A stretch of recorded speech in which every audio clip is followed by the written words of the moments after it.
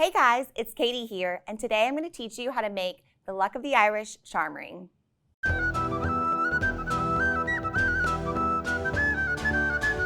This design came about after I made this coin ring I'm wearing that I love, and it just has 3 little charms on it. You could put gems on it, you could put whatever you wanted on it, but you could make it special for the holiday of your choice. I thought this would be great for St. Patrick's Day to add some of these really cute Celtic beads and just have a little luck of the Irish. To make this ring, you're going to need a few supplies and tools to get started. So let's go over those now. You will need a round nose plier,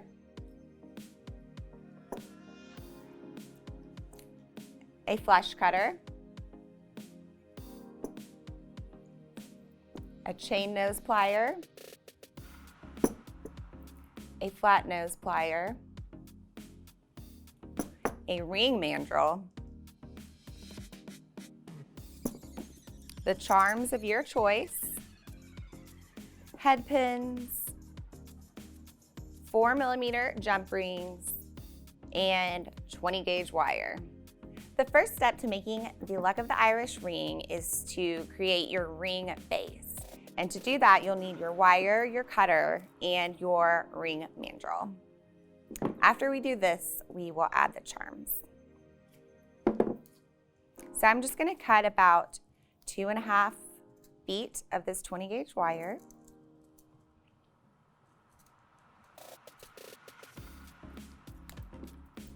And cut.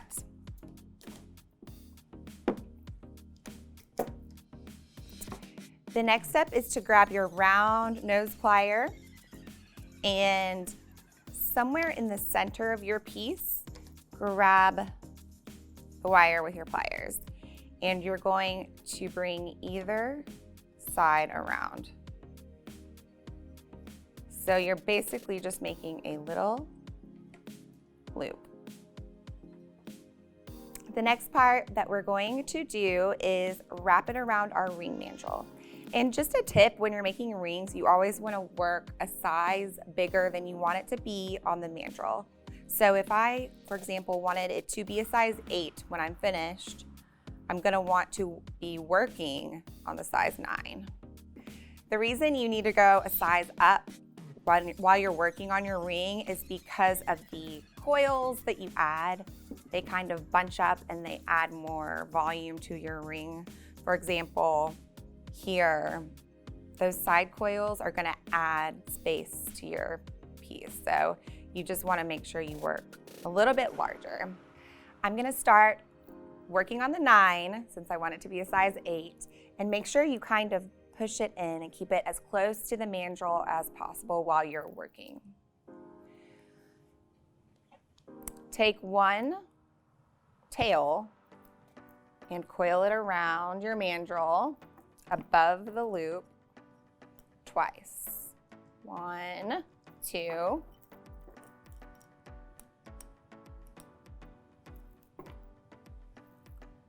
And then just bring that up and over there. And then do the same with the other tail, but do it under the loop. 1, 2, and bring it up. Okay, the next part is the helicopter, where you keep everything tight and just wrap those 2 tails around the little loop you made.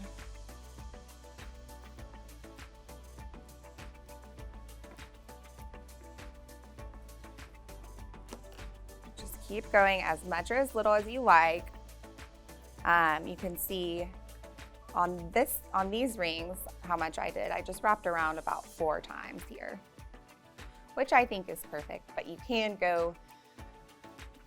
wrap more if you want to.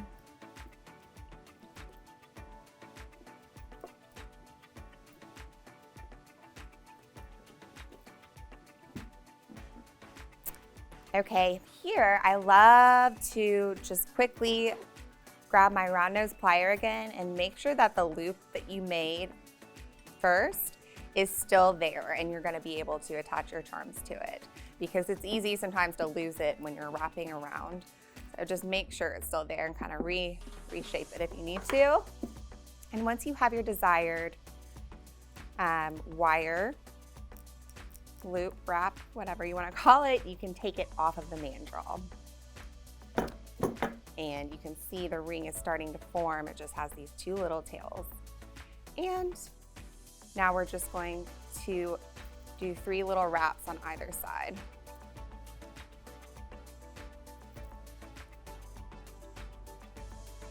So just wrap in 1.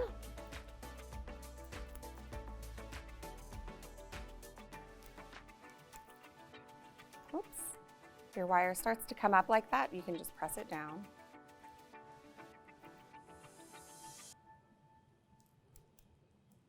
One, 2,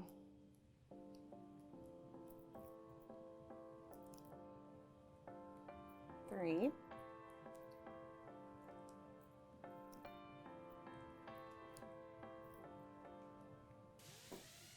And then once you do that, you can trim it off underneath the band of the ring with your flush cutter and tuck that little tail in with your chain nose.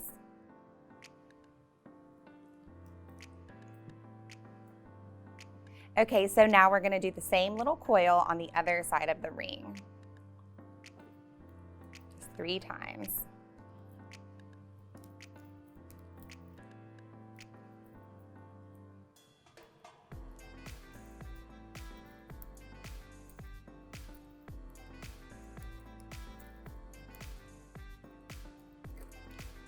Okay, and then trim off that tail underneath the band of the ring and use your chain nose plier to tuck that in. Just kind of roll it in to the ring, going the same way that you just coiled around.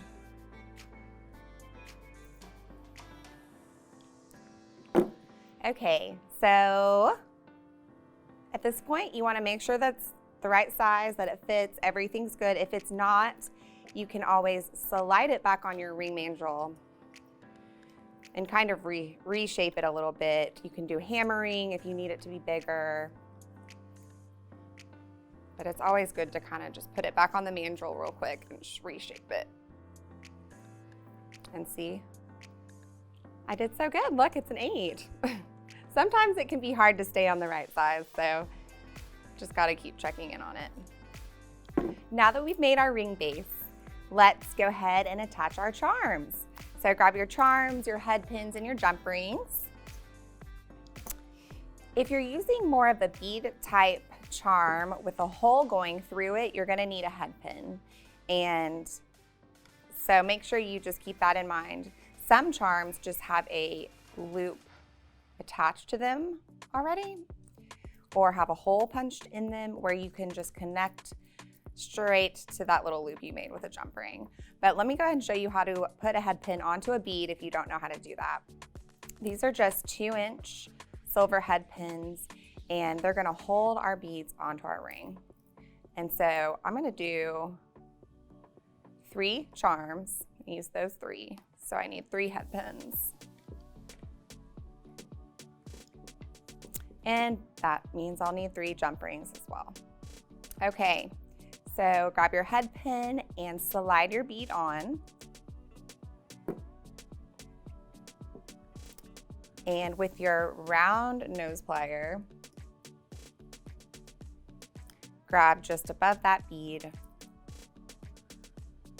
with the tip of your tool.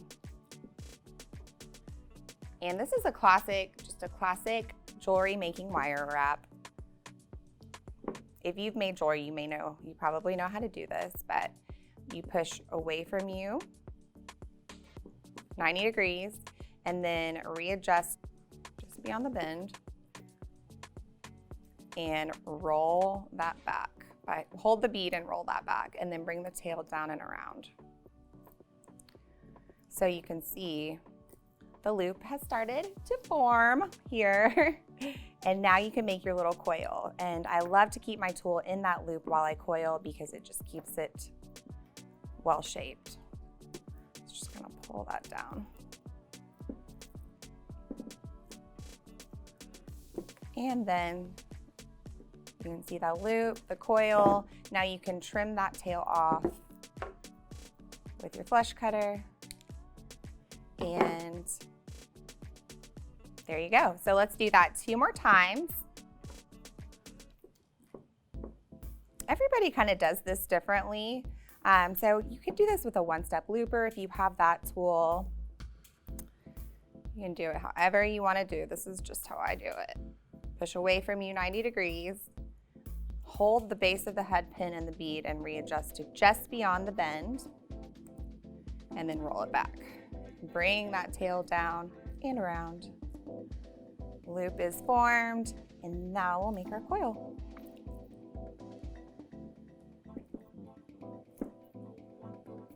If you need to, also sometimes I'll use my tool to help me kind of butt around if I can't.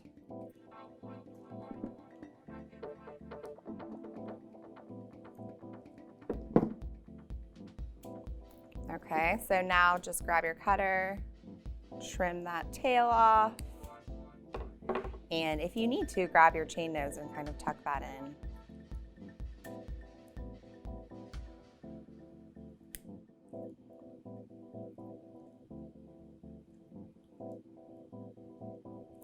And let's do that one more time.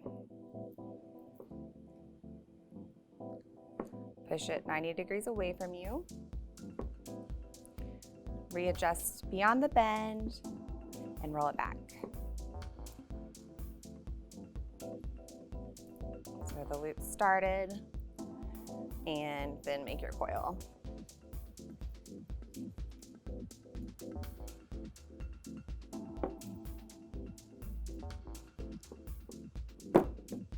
Okay, so we have made all of our charms. Now we're going to connect them to the ring with jump rings. Grab your chain nose plier and your flat nose, because that's how we open jump rings. You want 2 tools with flat insides that can grip it. There are 2 types of jump rings, open and closed. You guys probably know that, but this is an open. And to open this up, you're just going to twist it open.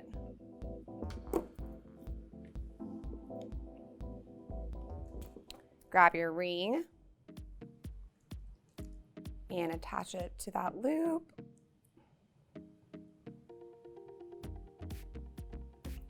And then attach your charm. And then just close it right back up the way you opened it. Just do a small little twist.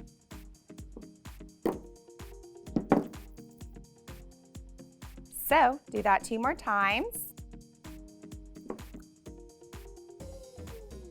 Twist open, grab your ring,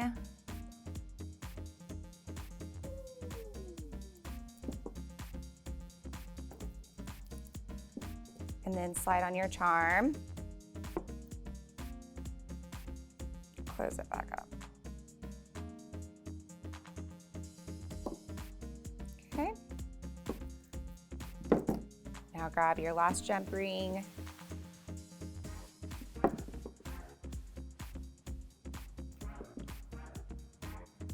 Open up and attach your charm. Close it up. And that's how you make the Luck of the Irish charm ring. Okay, let's go over the materials that you're gonna need to make the Luck of the Irish charm ring one more time. You'll need 20 gauge wire, a ring mandrel, round nose, flat nose, and chain nose pliers, a cutter, and some charms and jump rings. And let me just talk to you about that for a second.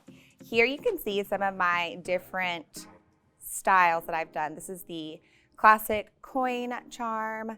These are just glue-on bails that I thought were kind of fun that would work.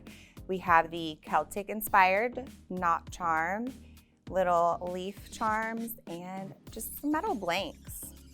And I want to point out that if you're going to use these charms, like the Celtic ones I use, or any kind of bead, you're going to need head pins in addition to the jump rings, but all of them require 4mm jump rings.